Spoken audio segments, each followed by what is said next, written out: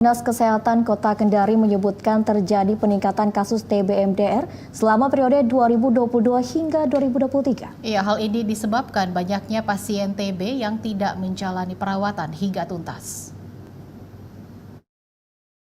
TB MDR atau Multidrug Resistant Tuberculosis adalah jenis tuberkulosis yang kebal terhadap dua jenis obat anti-tuberkulosis paling kuat, yaitu isoniazid dan rifampicin.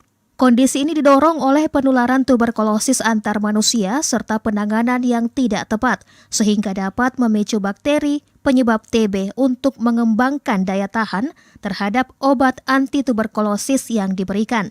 Beberapa faktor penyebab terjadinya kekebalan atau resistensi kuman terhadap obat tuberkulosis atau TB-MDR, diantaranya penderita TB tidak menyelesaikan pengobatan hingga tuntas.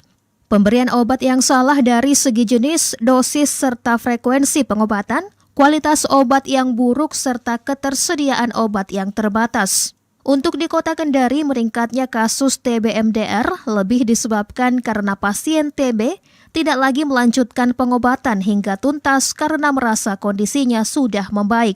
Menjadi keprihatinan kita bersama, kasus TB-MDR itu memang meningkat. Ya, kasus TB-MDR adalah kasus yang biasanya pasien tersebut drop out DO untuk konsumsi obat, kemudian dia menjadi resisten terhadap obat tersebut, sedangkan proses penularannya atau tingkat infeksinya untuk menularkan ke orang lain jauh lebih tinggi.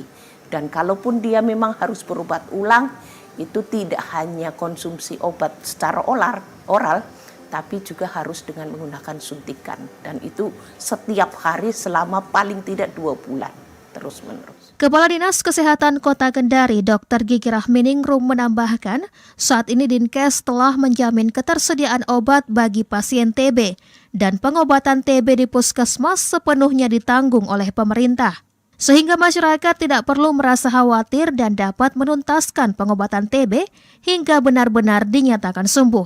Desi Infantriana, Akmal Tafadlan melaporkan.